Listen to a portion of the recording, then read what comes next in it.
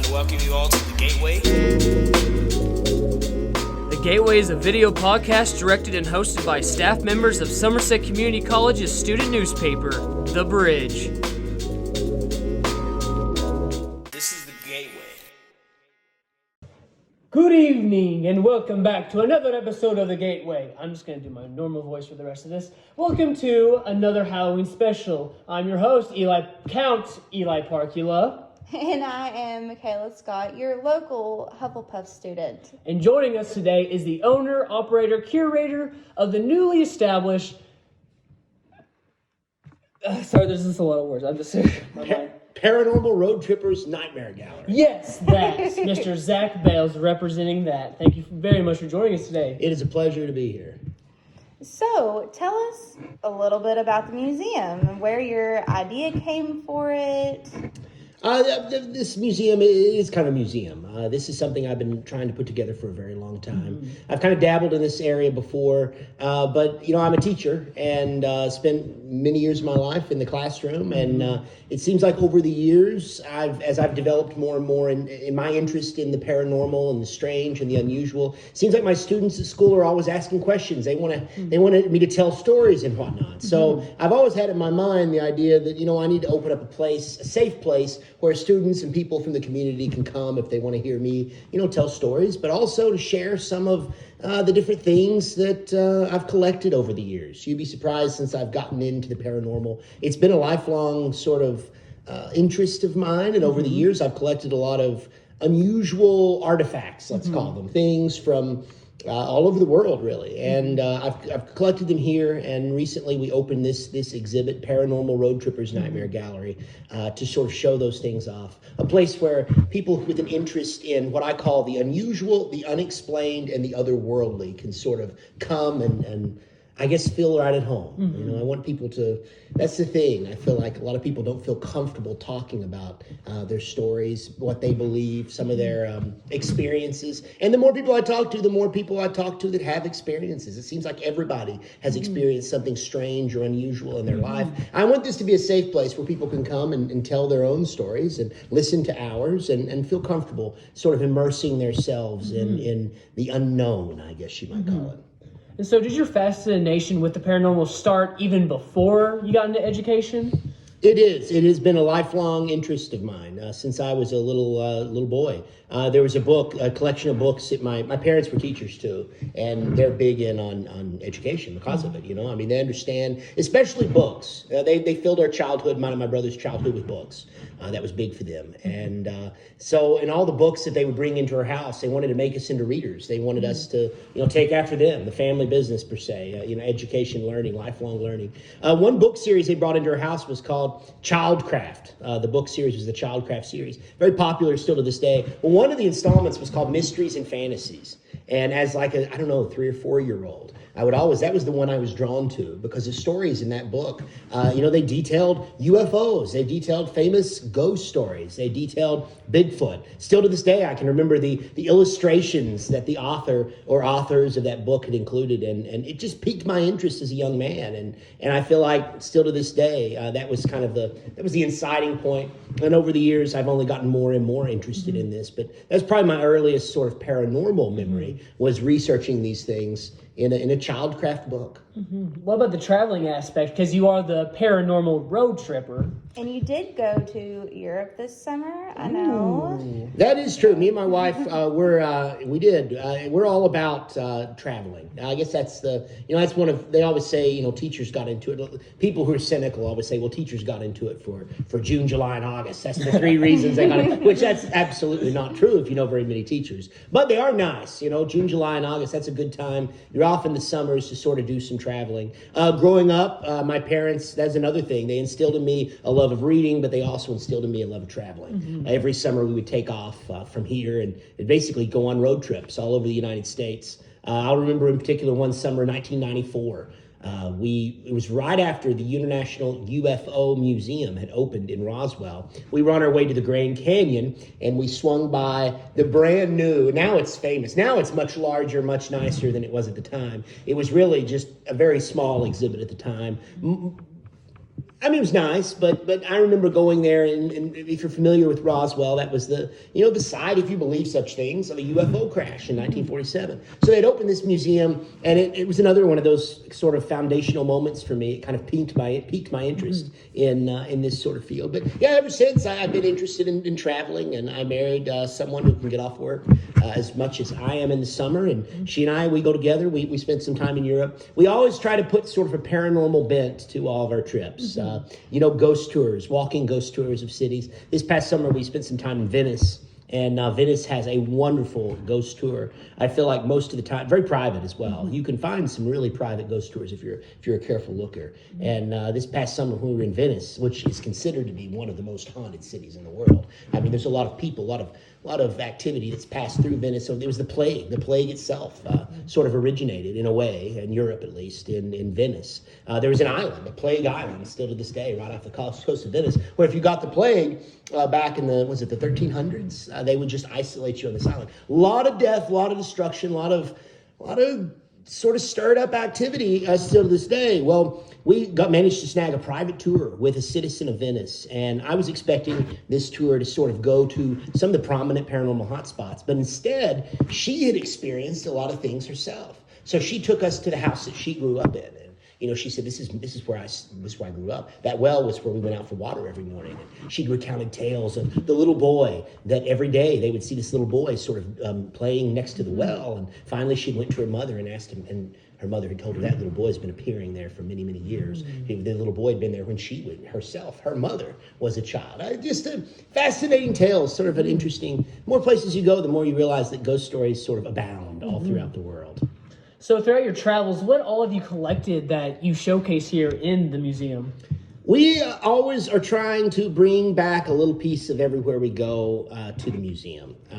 A lot of souvenirs. That's the thing. I don't have very many of my actual souvenirs in here just yet. I want the experience people come when they come to the Nightmare Gallery. I want to change every time. Oh, yeah. Every couple of months, or 3 or 4 months, I want to kind of mix things up and have more and more to see. Right now, there is a display over a recent trip of ours to England. Specifically dealing with the Jack the Ripper phenomena. I say phenomena, but I mean, it's a true story. I mean, anyone who's adept at Victorian era England history knows that the Jack the Ripper was a very real serial killer at the time, an unsolved serial killer.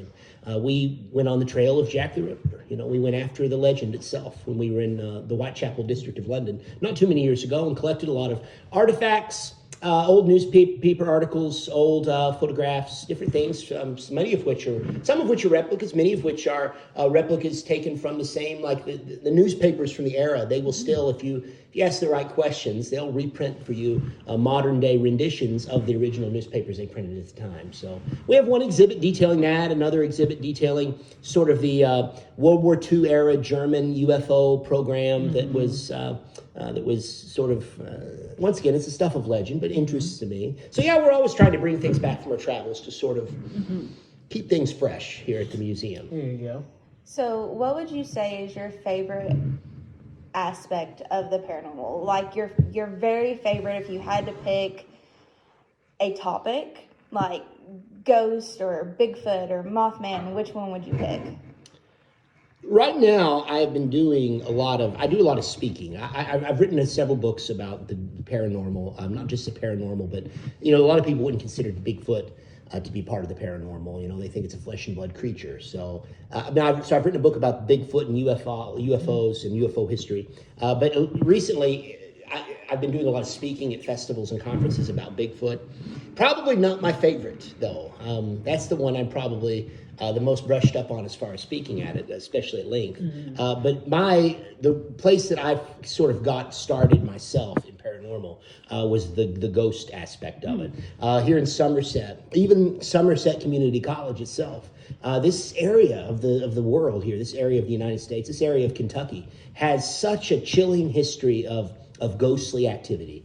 It seems like you don't have to go too far from anywhere in the county to find stories of unknown goings-ons. Like I said, Somerset Community College itself is, if you believe the legends, the stories, it's notoriously haunted itself. The cemetery on campus, I believe it's between the North and South campuses. There's actually a Revolutionary War era hero who's buried in that cemetery. There's a lot of unusual phenomena that's been recorded there. A professor at SEC in the 1980s had actually taken a digital audio recorder down to that cemetery, asked a series of questions, left the digital audio recorder out, and after every question, nearly every question that professor asked at the time, they didn't hear anything at the time and they were recording, but later that night when they turned on the tape recorder and replayed the tape, just about every single question they asked, instead of just silence after the questions, there was an answer, a muffled sort of response to those questions. Makayla, chills over there. Chills. Yeah, yes.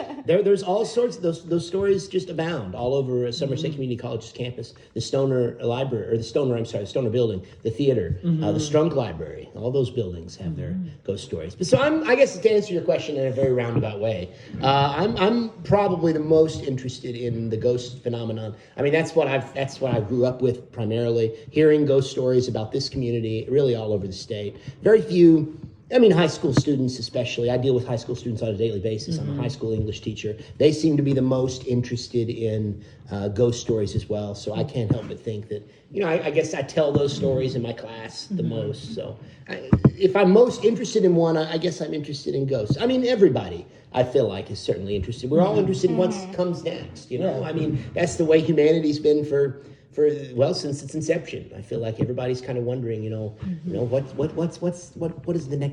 comes next after this, and the mystery, the great mystery, the undiscovered country, as Shakespeare would have put it in Hamlet. So diving more into your storytelling aspect of your job here, so going back to your time at SEC, start off your time at SEC. What all did you do there? I was a student at SEC in 2005. I was actually a student. I was actually a member of the Bridge, the newspaper staff, when I was a student on campus in the fall of 2005. I spent 1 year at SEC. I wasn't really sure at the time that I wanted to go into education. When I sort of firmed up that I do want to, in fact, be a teacher, I ended up transferring away and graduating from Eastern Kentucky University inevitably. But while I was a student at SEC, in the fall of the year, I'll never forget this. Mr. Harris and Mr. Simpson I think they're still they still run the show. Still there. Just saw them a while ago, yeah. Yes, they were doing the same thing. I guess they still are. We were looking for a nice Halloween edition for the newspaper, for the newspaper. And it just so happened that I'd gotten into, because I just graduated from high school, had a lot of extra time on my hands in September of 2005. I had, some time on my hands. I was thinking, it's Halloween season.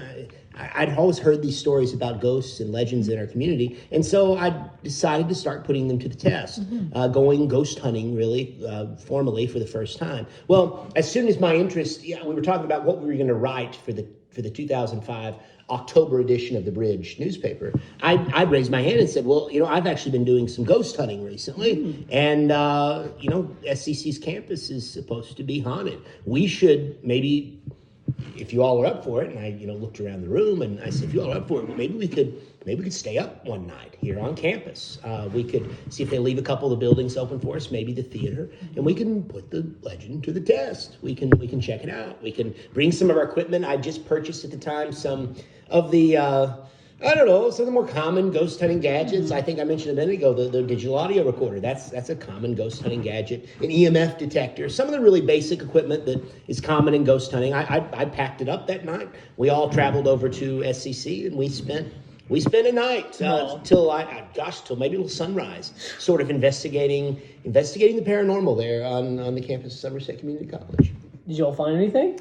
We did. Oh. We did. We had a very interesting night indeed. We took some our primary, I guess, findings were photography based. There was one photo in particular. I'll never forget this. We were in the theater there on campus, and I was on the stage sort of looking out across the room, and I'd taken some pictures. And at the time, the rest of the bridge, we were all taking a break, really. The bridge staff, we'd been up since, my goodness, we started investigating maybe at 8, and it was like 1 in the morning at this point. So we were all pretty worn down. So most of the bridge staff were sitting in the chairs there, in the theater seats in the theater. And I was standing on the stage, and I was taking some pictures. Of course, the lights were out. Like any good ghost hunt, we'd see you got to turn off the lights. I'm not sure what the science is behind that, ghost hunting, that it needs to be pitch black for any paranormal phenomenon to start doing, it's misbehaving, I guess. But we had all the lights off. I was the only one. The only light in the room was the occasional flash of my camera. Well, after about 3 or 4 photographs, I took one, and I kid you not, every photograph you could see the staff of the bridge sort of sitting in the corner. It was very dim, though. I guess I was filming night shot, taking photographs night shot at the time, and you could see the individuals all sitting in the theater seats. But in one of the later photos, it appeared that a glowing, like, silhouette, almost a childlike, was sort of peering, had 2 hands on one of the back of the seats, and was sort of peering over one of the theater seats. I couldn't explain it then. I still can't explain it to this day. I know I have the picture somewhere. I could show it to you probably if I could find this thing or pull this thing up. But it always weirded me out. I don't know what the story is, if there's a ghost child on SEC's campus or not. I'm not sure what the deal is, but we caught what looked like a small kid, sort of a spectral apparition of sorts in the Stoner Theater. Well, it's been 17 years ago, so I don't know if it's been seen since. Maybe you should ask the theater department. There you go. Hey, Julia, do you know about this ghost kid that's been hanging around? Ooh, spooky, wild stuff. So, what piqued your interest in the bridge in the first place? What piqued my interest? I've always had an interest in journalism. I mean, that's something that I've always been interested in since since I was a young kid. I feel like just telling a story, the who, what, when, where, and why. That's I feel like. And as a teacher myself, I'd always.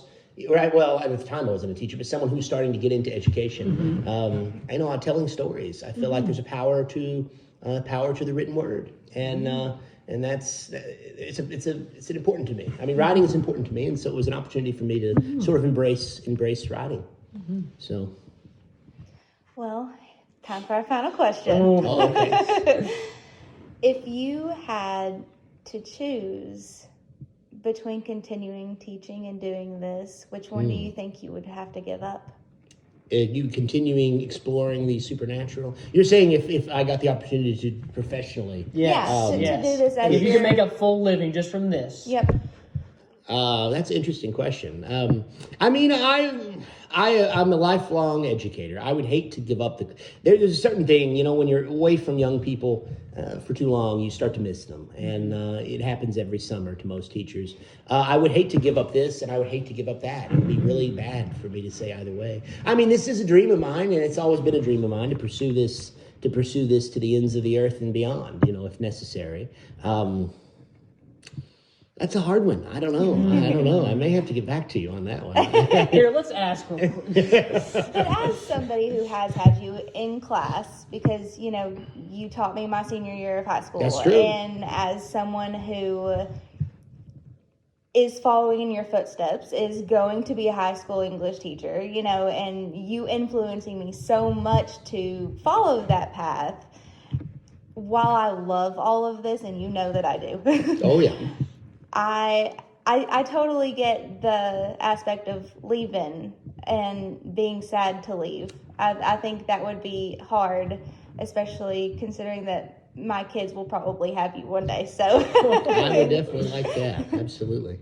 Yeah, they say that you never grow old if you're always surrounded by young people. So that's part of because you always know what's hip and cool. There you go. I guess. So, at least we try to pretend like we do. So it would be a shame to leave the classroom. That's why I consider the place that we're at right now to be sort of an educational institution as well. Trying to teach people about the paranormal. I feel like our local history is something we all need to brush up on, especially our local paranormal lore. I always tell people it's our shared identity. In the world we live in right now, people find every which reason to pull themselves apart from each other. It seems like people don't get along, even if they've been neighbors their whole lives. They have a difference of opinion over something, they don't necessarily get along. There are a few things that really pull people together. But I feel like that the paranormal is. I feel like Bigfoot lore is. You know, you go into these events, seeing the people who come in here, you see a really cross section of society, of humanity. Lots and lots of people, lots of interesting people from all over, and it's our shared culture. It's our local history, and everybody can get into that. I feel like so. That's another reason that I'm happy and proud to be involved in this subject. Oh, that's good, because I see the common thread through even your regular job as an English teacher is storytelling, and I think that carries through here in your work as well. That's what we try to do. That is what we try to do. There you go. Well, there you go. Whether it be through English class or the paranormal, you'll surely find a story with Mr. Zach Bales here. So, thank you all for coming by today. I appreciate it. Thank you for having us. For more information on SCC student newspaper, The Bridge, or the Gateway Video Podcast, email us at scccthebridge@yahoo.com or contact one of the course advisors. This is the Gateway, signing out.